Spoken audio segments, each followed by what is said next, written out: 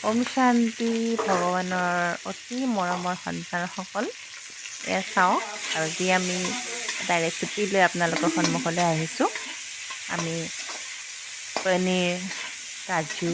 কেপচি তাতে অলপ মটৰ দি বনাব বিচাৰিছিলোঁ ত' প্ৰথমতে তেল ঢালিলোঁ তাতে জিৰা অলপ দিলোঁ হিং অলপ দিলোঁ দি তাৰপাছত কেপচিখিনি ঢালিলোঁ তাৰপাছত কেপচিখিনি অলপ আধা সিজোৱা হোৱাৰ পাছত মটৰখিনি ঢালিলোঁ মটৰখিনি ঢলাৰ পাছত আমি এটা পেষ্ট বনাইছিলোঁ যিটো পেষ্ট আছিল কাজু আৰু বিলাহীৰ ত' সেইটো ঢালি দিলোঁ ঢালি দিয়াৰ পাছত সুন্দৰকৈ আমি ভাজি লৈছোঁ অলপ ৰঙা হোৱাকৈ আৰু তাৰপাছত অলপ ধুনীয়া গোন্ধ ওলাবৰ কাৰণে এটা ধুনীয়া ফ্লেভাৰ আহিবৰ কাৰণে আমি মেথি পাত্তা অলপ দিয়া হ'ল মেথি পাত্তাটো দি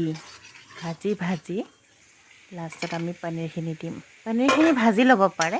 আমি অলপ তেল কমাই খাওঁ চ' পনীৰটো ভাজি লোৱা নাই কেঁচাই দি দিছোঁ তাৰপাছত আমি জলকীয়া গুড়া জিৰাৰ গুড়া দি ধুনীয়াকৈ নিমখ দি তাত ভাজি লৈ তাতে অলপমান পানী দিম লাষ্টত তেনেকৈ চাওক মিক্সিটো যিখিনি লাগি আছিল সেইখিনি পানী আমি ঢালি দিলোঁ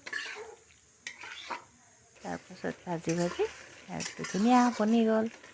ইমান সোৱাদ হয় আপোনালোকে ঘৰত বনাই খাই চাবচোন